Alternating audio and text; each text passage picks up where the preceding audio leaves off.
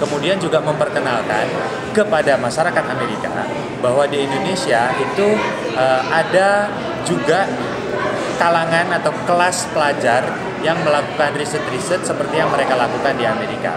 Dengan demikian, kami berharap bahwa kami bisa menjadi duta atau bagian dari diplomasi engineering.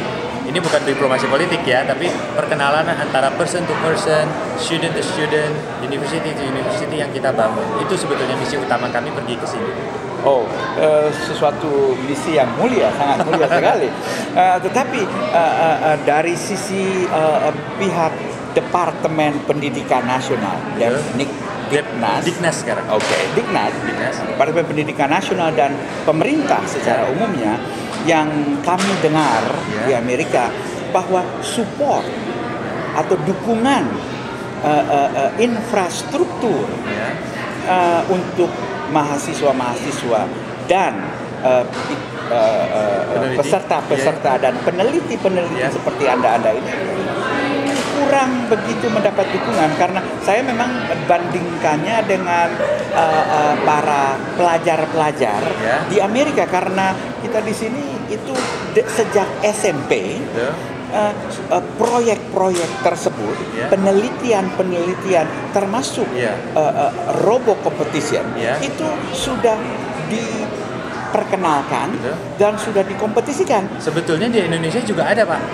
Jadi untuk tingkat mahasiswa itu di Indonesia ada yang namanya kontes robot Indonesia, kontes robot cerdas Indonesia, kontes robot seni Indonesia, dan itu sudah dilakukan semenjak tahun 2000. Jadi untuk para pemirsa, jadi istilahnya sebetulnya sistem pendidikan nasional Indonesia sudah lebih baik, jauh lebih baik. Tingkatan pendidikan menengah. Dalam hal ini menengah artinya SMP dan SMA. SMP, SMA dan mahasiswa. Dan pendidikan tinggi. Betul. Begitu maksudnya. Betul. Sejak tahun 2000. Sejak tahun 2000 itu untuk kalangan mahasiswa, Pak. Jadi ditangani di bawah Direktorat Jenderal Pendidikan Tinggi. Untuk pendidikan tinggi. Betul. Nah, untuk di tingkat menengah, SMP, SMA dan sekolah kejuruan, mereka juga dalam taraf mengakuisisi pertandingan-pertandingan lokal di tingkat mahasiswa di tingkat SMP, SMA dan sekolah kejuruan yang sudah semakin banyak terjadi di Indonesia. Jadi introducing new technology ke anak-anak di tingkat SD, misalkan robotik, itu sebetulnya sudah mulai terjadi kira-kira 3-4 tahun terakhir. Begitu. Nah, yang saya ingin tanya adalah harapan Anda untuk mencetak Indonesia bisa mencetak youth yang akan datang dan Rudi yang akan datang. Apa yang Anda harapkan bisa dilakukan lebih baik lagi oleh pihak pemerintah Indonesia, lebih tepatnya mungkin Diknas? Sebetulnya setelah 2 tahun kita pergi ke Amerika mengikuti kompetisi, dan kita jadi tahu sebetulnya bahwa yang harus melakukan perubahan komponen terbesarnya adalah peserta-pesertanya sendiri. Karena sebetulnya masalah dana, kemudian juga kemudahan administrasi itu bisa diberikan oleh Departemen Pendidikan Nasional. Yang jadi masalah, universitas-universitas yang di Indonesia ini yang sebetulnya masih agak takut kalau ingin bertanding ke luar negeri. Coba Anda elaborate lebih jelas lagi. Maksudnya, apakah maksud Anda Diknas siap memberikan bantuan dana dan teknik, sedangkan pihak-pihak universitas belum siap, maksud Anda? Bukan, jadi begini, dana yang dimiliki oleh pemerintah jelas terbatas. Betul. Artinya dengan keterbatasannya itu, andai kata universitas-universitas yang di Indonesia itu memang ingin menunjukkan prestasi Indonesia di luar negeri, sebetulnya mereka bisa menempuh beberapa jalan agar sebagian dari biaya atau fasilitas yang diperlukan untuk tim mereka pergi ke luar negeri itu bisa disupport oleh Departemen Pendidikan Nasional. In a way itu bisa dilakukan. Bisa tolong mungkin diinformasikan sedikit saja, supaya memberi petunjuk atau interest buat para mahasiswa dari universitas-universitas lainnya.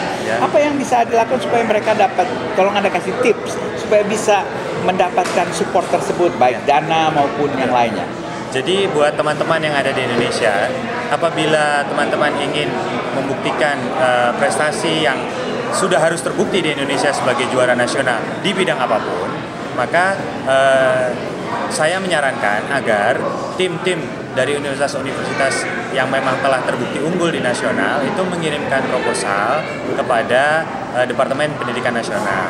Bisa melalui Direktorat Penelitian dan Pengabdian Masyarakat untuk mengajukan proposal tentang kebutuhan biaya atau fasilitas yang diperlukan oleh tim tersebut untuk bertanding ke luar negeri.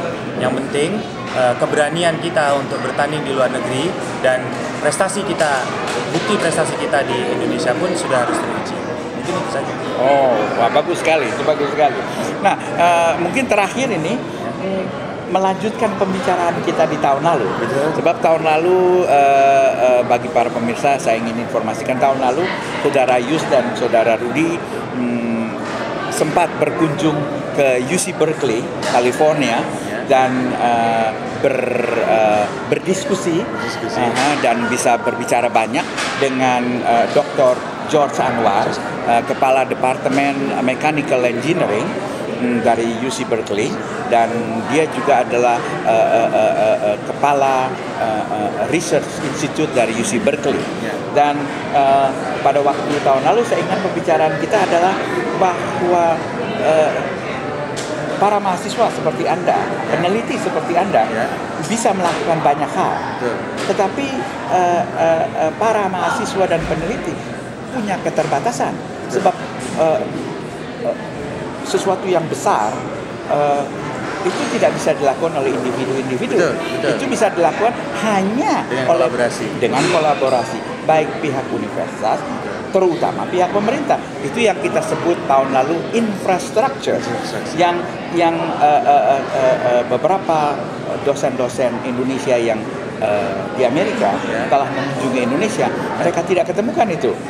Jadi melanjutkan pembicaraan itu, maksud saya apa yang Anda harapkan supaya Anda ini bisa mendapatkan support dari pihak pemerintah, supaya bisa bukan hanya sedikit tapi dalam jumlah besar mahasiswa-mahasiswa dan universitas-universitas bisa melakukan penelitian, karena penelitian bukan sedikit biayanya. Betul. Jadi masalah terbesarnya adalah Indonesia, kita tahu bahwa kita punya keterbatasan biaya. Jadi keterbatasan dana. Saya potong sedikit. Anda tahu berapa dana pendidikan untuk pendidikan tinggi di Indonesia? Saya tidak tahu.